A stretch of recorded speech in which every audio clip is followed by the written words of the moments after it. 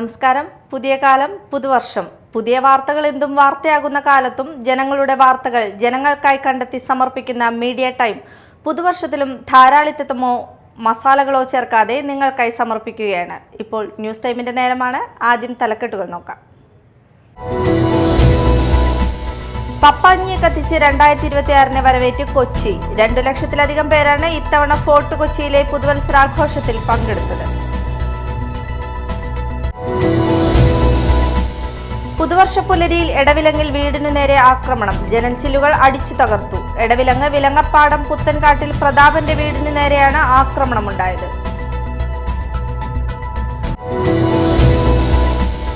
പുതുവർഷ തലേന്ന് ചാലക്കുടി കോട്ടാറ്റിൽ വാഹനാപകടം. അണ്ണല്ലൂർ തോട്ടത്തിൽ വീട്ടിൽ ദേവസിക്കുട്ടി മകൻ 70 വയസ്സുള്ള ജോൺസൺ ആണ് മരിച്ചത്.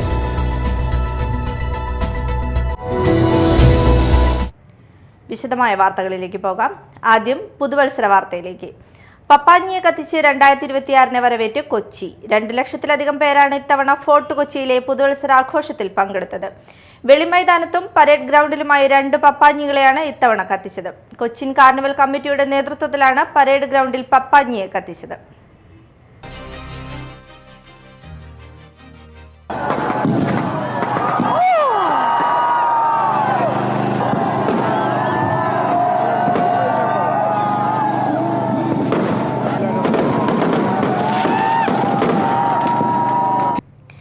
ഹൈബി ഈഡൻ എംപിയാണ് പപ്പാഞ്ഞിക്ക് തീ കൊളുത്തിയത്. വെളിമൈതാനത്ത് നടൻ വിനയ് ഫോർട്ടാണ് പപ്പാഞ്ഞിക്ക് തീ കൊളുത്തിയത്. കൂടാതെ വിവിധ ക്ലബ്ബുകളുടെയും സംഘടനകളുടെയും നേതൃത്വത്തിൽ കൊച്ചിയുടെ പല ഭാഗത്തായി ഒരുക്കിയ പപ്പാഞ്ഞികളെയും അഗ്നിക്കിരയാക്കി.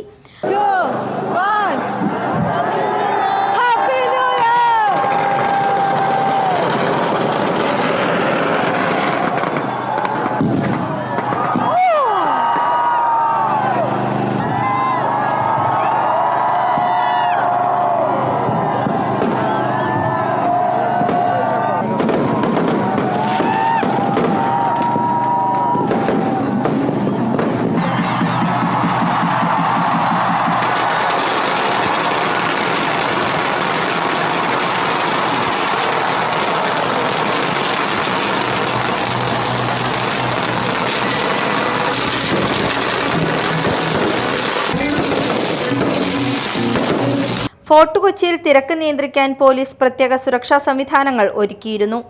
റോഡരികിൽ പാർക്കിംഗ് നിരോധിച്ചിരുന്നു. അതേസമയം കൊച്ചിൻ കാർണിവൽ അവസാനിക്കുന്ന ഇന്ന് വൈകിട്ട് 4-ന് കാർണിവൽ റാലി നടക്കും. വെളിമൈതാനത്ത് നിന്നാണ് റാലി ആരംഭിക്കുന്നത്. പരേഡ് ഗ്രൗണ്ടിൽ റാലി സമാപിക്കും.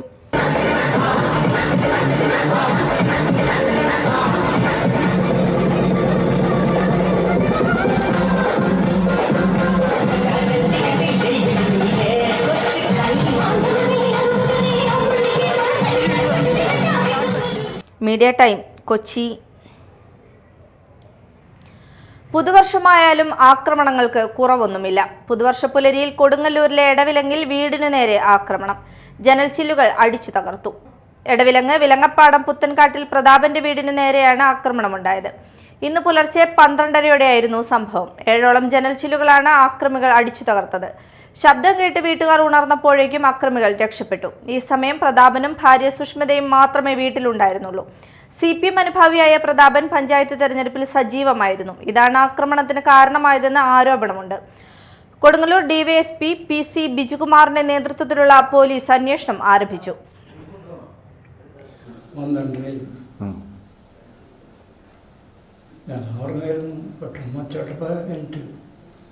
എൻ്റെ പെട്ടെന്നിലേറ്റിട്ട് പോകാതെ കിടന്നപ്പോൾ ആരും കണ്ടില്ല. മൊത്തം ജില്ല ഒന്നിച്ച് കെട്ടോ ഒറ്റ ട്രിപ്പിലടിച്ചതാ. നാളെ കൂടുതലായിരുന്നു വേണം. എന്താണ് സംഭവം? കാരണം ഒന്നും അറിയാൻ പറ്റുമോ? ഒന്നും അറിയില്ല. കാരണമൊന്നുമില്ല. പറഞ്ഞതാണ് ഒരാരും വഴക്ക മറ്റുള്ള പ്രശ്നമൊന്നുമില്ല. പുതുവർഷ തലേന്ന് ചാലക്കുടി കോട്ടാറ്റിൽ വാഹനാപകടം. അണ്ണല്ലൂർ തോട്ടത്തിൽ വീട്ടിൽ ദേവസിക്കുട്ടി മകൻ 70 വയസ്സുള്ള ജോൺസൺ ആണ് മരിച്ചത്. കോട്ടാറ്റിൽ വെച്ച് ഇരുചക്ര വാഹനത്തിൽ പോവുകയായിരുന്ന ജോൺസൺ തൊട്ടു മുൻപിലുണ്ടായിരുന്ന മറ്റൊരു ഇരുചക്ര വാഹനത്തിൽ തട്ടി എതിർദിശയിലേക്ക് കാറിനെ മറികടന്നു വന്ന ബസ്സിനടിയിലേക്ക് വീഴുകയായിരുന്നു. അപകടത്തെ തുടർന്ന് ജോൺസൺ സംഭവ സ്ഥലത്ത് വെച്ച് തന്നെ മരിച്ചു. മരിച്ച ജോൺസൺ ചാലക്കുടിയിൽ സെന്റ് പോൾസ് പാരലൽ കോളേജ് എന്ന സ്ഥാപനം നടത്തുകയായിരുന്നു. തൃശൂർ കാഞ്ഞാണി സെന്ററിൽ ഗതാഗതക്കുരുക്കും അപകടങ്ങളും പതിവാകുന്നു. വീതി കുറഞ്ഞ കാഞ്ഞാണി സെന്ററിൽ നിന്ന് അന്തിക്കാട്, വാടാനപ്പള്ളി, ഗുരുവായൂർ, തൃശൂർ എന്നിവിടങ്ങളിലേക്ക് നിരവധി വാഹനങ്ങളാണ് പോകുന്നത്. ഒരാഴ്ചയ്ക്കുള്ളിൽ ഒട്ടേറെ വാഹനങ്ങളാണ് അപകടത്തിൽപ്പെട്ടത്. സിഗ്നൽ ലൈറ്റുകളില്ലാത്ത കാഞ്ഞാണി സെന്ററിൽ വാഹനങ്ങളുടെ കൂട്ടിയിടി പതിവായി. ഒരാഴ്ചയ്ക്കുള്ളിൽ ഒട്ടേറെ വാഹനങ്ങളാണ് അപകടത്തിൽപ്പെട്ടത്. രാത്രിയാണ് അപകടങ്ങൾ ഏറെയും. കഴിഞ്ഞ ദിവസം രാത്രി പെരിങ്ങോട്ടുകരയിൽ നിന്നു വന്ന കാർ തൃശൂർ ഭാഗത്തു നിന്ന് വന്നിരുന്ന കാറുമായി കൂട്ടിയിടിച്ച് പള്ളിപ്പാട്ട് ജ്വല്ലറിയിലേക്ക് ഇടിച്ചു കയറി. 2 കാറുകളിലെയും യാത്രക്കാർക്ക് പരിക്കേറ്റിരുന്നു. ഈ ജ്വല്ലറിയുടെ ഷട്ടറിൽ കാർ ഇടിക്കുന്നത് 2ാം തവണയാണ്. ഒട്ടേറെ ബൈക്കുകളും അപകടം ഒഴിവാക്കാനുള്ള ശ്രമത്തിനിടെ തെന്നി വീണിട്ടുണ്ട്. ശബരിമല മണ്ഡലകാലമായതോടെ വാഹനങ്ങളുടെ തിരക്ക് രാത്രികാലങ്ങളിൽ കൂടിയിട്ടുണ്ട്. ഗുണനിലവാരമുള്ള മെക്കാഡം റോഡുകൾ ആയതോടെ വാഹനങ്ങളുടെ വേഗതയും കൂടി. റോഡ് വികസനത്തിന്റെ ഭാഗമായി കാഞ്ഞാണി സെന്റർ വികസനത്തിന് MLA ഫണ്ട് അനുവദിച്ചിട്ട് 2 വർഷം കഴിഞ്ഞു. നടപടി ഒന്നുമായിട്ടില്ല. റോഡുകളിൽ സിഗ്നൽ ലൈറ്റുകൾ സ്ഥാപിക്കണമെന്ന ആവശ്യവും പൊതുമരാമത്ത് വകുപ്പ് നടപ്പാക്കിയിട്ടില്ല. നാഷണൽ ഹൈവേ 66-നെ തൃശൂരുമായി ബന്ധിപ്പിക്കുന്ന പ്രധാന റോഡാണ് Thrissur Vadanappally road. Media time, Thrissur. Ashraf പുത്തഞ്ചിറയുടെ നോവൽ മൃഗശില്പങ്ങൾ പ്രകാശനം ചെയ്തു. വെള്ളാങ്ങല്ലൂർ ബ്ലോക്ക് പഞ്ചായത്ത് മെമ്പർ റോമി പുസ്തക പ്രകാശനം നിർവഹിച്ചു. മൃഗശില്പങ്ങൾ എന്ന ഒരു പുസ്തകമാണ് ഇവിടെ പ്രകാശനം ചെയ്യപ്പെടുക. അദ്ദേഹം കഴിഞ്ഞ ദിവസം എന്നെ വിളിക്കുകയുണ്ടായി. ഇതിനെക്കുറിച്ചുള്ളൊരു സൂചന തരികയുണ്ടായി. പുസ്തകം എങ്ങനെയാണ് എന്നതിനെക്കുറിച്ചിട്ടുള്ളൊരു സൂചന, അതിൻ്റെ പരിചയപ്പെടുത്തലിന് വേണ്ടിയിട്ട് ശ്രീമതി രേഖ ഇവിടെ സൂചിപ്പിക്കും. എന്നാലും ഞാൻ കേട്ട ഒരു കാര്യം, അതിലെ ആശയങ്ങൾ അദ്ദേഹം നമ്മുടെ ഈ സമൂഹത്തെ പഠിച്ചുകൊണ്ട് നമുക്ക് ചെയ്യാൻ കഴിയുന്ന ഒരുപാട് പ്രവർത്തന മേഖലകൾ അത് ഏറ്റെടുത്ത് ചെയ്യാൻ ആവശ്യമായിട്ടുള്ള ഒരു പ്രചോദനം നൽകുന്ന, അതിൻ്റെ സന്ദേശം ഉൾക്കൊള്ളുന്ന ഒരു പുസ്തകം ആണെന്നാണ് എന്നോട് പറയുകയുണ്ടായത്. അപ്പോൾ വായിച്ചു കഴിയുമ്പോൾ എല്ലാ മെമ്പർമാരും അത് വായിച്ചിരിക്കണം എന്നതുകൂടെ സൂചിപ്പിച്ചിട്ടുണ്ടായിരുന്നു. പുത്തഞ്ചിറ ഗ്രാമപഞ്ചായത്ത് വൈസ് പ്രസിഡന്റ് സജിത സുനിൽകുമാർ അധ്യക്ഷത വഹിച്ചു. PK Sharafuddeen, Vasanthi Subramanian, CN Pradeep Kumar, PK Kittan, TS Shaju, Rosy Thampi, Laila Jaseena, Suma Unnikrishnan തുടങ്ങിയവർ സംസാരിച്ചു. മാള വലിയപറമ്പ് സ്നേഹഗിരി തിരുഹൃദയ ദേവാലയത്തിൽ തിരുഹൃദയത്തിന്റെയും വിശുദ്ധ സെബാസ്ത്യനോസിന്റെയും വിശുദ്ധ ചാവറാച്ചന്റെയും തിരുനാളിന് കൊടികയറി. വികാരി ഫാദർ ആന്റണി പറമ്പൻ കൊടിയേറ്റം നിർവഹിച്ചു.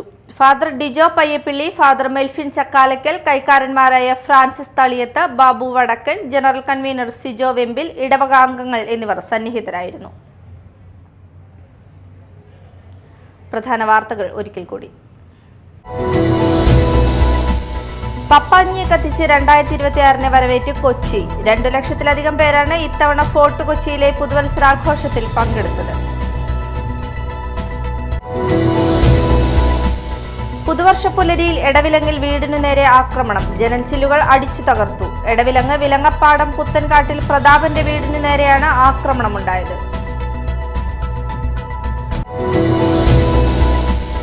പുതുവർഷ തലേന്ന് ചാലക്കുടി കോട്ടാറ്റിൽ വാഹനാപകടം. അണ്ണല്ലൂർ തോട്ടത്തിൽ വീട്ടിൽ ദേവസിക്കുട്ടി മകൻ 70 വയസ്സുള്ള ജോൺസൺ ആണ് മരിച്ചത്.